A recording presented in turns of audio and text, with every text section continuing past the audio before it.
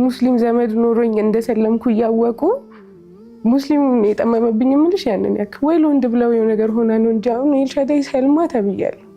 እንደዛ ያ ሁሉ ዘመድ ኖሮኝ ለኔ አይደለም ለሰፈር ለዘመድ አዝማድ የሚተርፍ ብር ያላቸው ዘመዶች ኖሮኝ ነው እንደዛ ያሆንኩት። እና ያጎት የምትውስ ሁሉንም ነው የምጨምረው ማለት ሁሉንም ነው የምልሽ። በቃ እንደሰለምኩ ያውቃሉ እና ሰለመች ምናምን ሲባል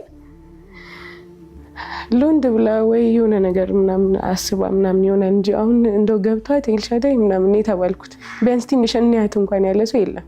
እስቲ እንያት እናስጠጋት ምናምን ያለ ሰው የለም።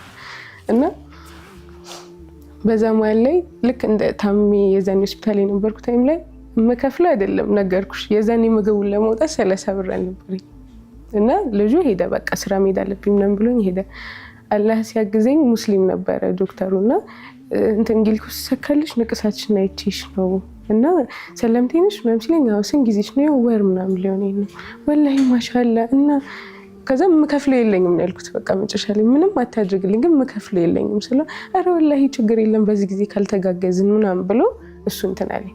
አልበላውም ምንም አላልኩም። በግሊኮሱን ያለውት ወጣሁኝና እናቴ ጋር ያለኝ አማራጭ እናቴ ጋር ደወልኩላት። እናቴ ማለት እንደዛ ቤተሰቡን ሳምጽ እንደዛ መጥፎ ነገር ሳደርግ እንኳን ወንድሜ አይሆንም ምናምን ባለበት ሰዓት ደውዬ ውጪ ሆኜ ራበኝ ካልኳት ደብቃም ቢሆን ሱቅ ታስቀምጥልኛለች ወይ ደብቃም ቢሆን ትሰጠኛለች። እናት ናት በቃ። እናት ማለት በልተሽ እንኳን አታምንም። እና ደወልኩኝ እናቴ ወይ 2 ቀን ሆነኝ እየጾምኩኝ አልበላሁም እና በጣም እርቦኛል፣ ከቻልሽ ወይ ሱቅ አስቀምጪልኝ ወይ ደግሞ የሆነ ብር ላኪልኝ። በቃ ያንን ቃል ነው ያወጣሁት። ሳቀችና እንዴ አላህም መርጠሽ ነበር እኮ ረሳሽው እንዴ? በህይወቴ እናቴ ራበኝ ብያት ጭራሽ የኔም እናት የሁሉም ሰው እናት ናት እና አላመንኩ።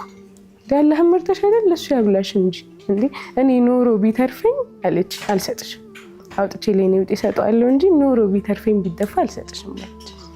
ሰው ነው አስደውሉኝ ያልኩት ማለት ምንም አላልኩም። እንበይ ውርድ ብሎ መለስኩለት። ሄድኩኝ ሰላም መስጊድ። እሱን ብቻ ነው የማውቀው። ሄጄ ማልቀስን ጀመርኩት። ምን አልኩት? ያ ረብ ልክ ናት ማለት አንተን ብዬ መጥቻለሁ። ሰው ምንም ነገር አላጣም።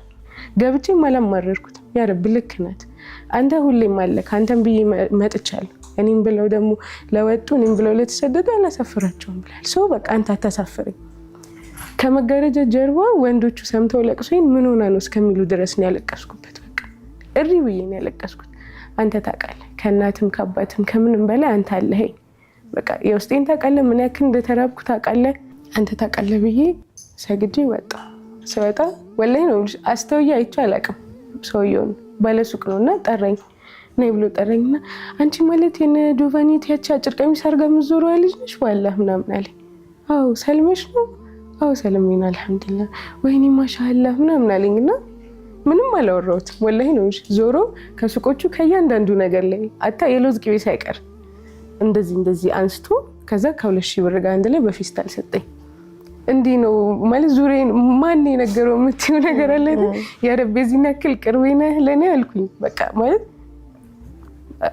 ይሄ እንዴት ነው አንዳንዴ በሆነ ነገር ያሳይሻል እንዳለህና አለ በቃ እዛው ጋር ነው ያለቀስኩት። በቃ ምን ሆነሽ ነው ሲል አይ ምንም እርቦሽ ነበር እንዴ? አይ አፍጥር እዛው አዘን እያለ ነው ማለት እንዴት እንደበላሁት አላውቅም። በህይወቴ እኔ እንደዛ ለምግብ ሆኜ አላውቅም። እዛው እሱ ባለበት አዘን እንዳለን የበላሁት ምንም ነገር አላደረኩም። እና ምን ሆነሽ ነው ምናምን ሲለኝ አይ ምንም በቃ አመሰግናለሁ እሺ ብዬ እቃውን የት እንደሚሄድ እኮ አላውቅም። እቃውን ይዤ ዞር ብዬ ልሄድ ስል ጠራኝ ድጋሚ። የት ነው የምትኖሪው? እሺ ጓደኞች አገኘሽ ምናምን አለኝ። ከዛ አላገኘሁም። እንዴት ነው የምትኖሪው? መስጊድ በር ላይ ቤት አለ እንዴ? አይ መንገድ ላይ ነው የማድረው። መንገድ ላይ እኛ ኖረን ሙስሊም ሰው ኖሮ መንገድ ላይ ታድሪያለሽ? ቂራት እየቀራሽ ነው? ቂራት እየገባው እየቀራው ነው የማያውቁት ይሄን ነገር። በጣም አላህ እንደው ትልቅ ነገር ይስጣት። በጣም ማከብራት አሚና የምትባል ልጅ አለች። ከእነ አሚና ጋር ነው መቀሪው። ማታ እዚህ ታድሪያለሽ? አለቀሰ። በቃ ማለት የዚህን ያክል የተጨቃከን ነው። አንድ እንኳን የሚጠይቅሽ ሰው የለም የሆነ ሰው እንትን የለም ብሎ አሚና ደውላ ተጠራች። ከዛ በኋላ ትንሽ ጊዜ እነሱ ጋር እንድቆይ ነገሩ እስከሚመቻችልኝ ድረስ እነሱ ጋር እንድቆይ እና ቤት ምናምን እስከምትከራይ ድረስ ያለው ነገር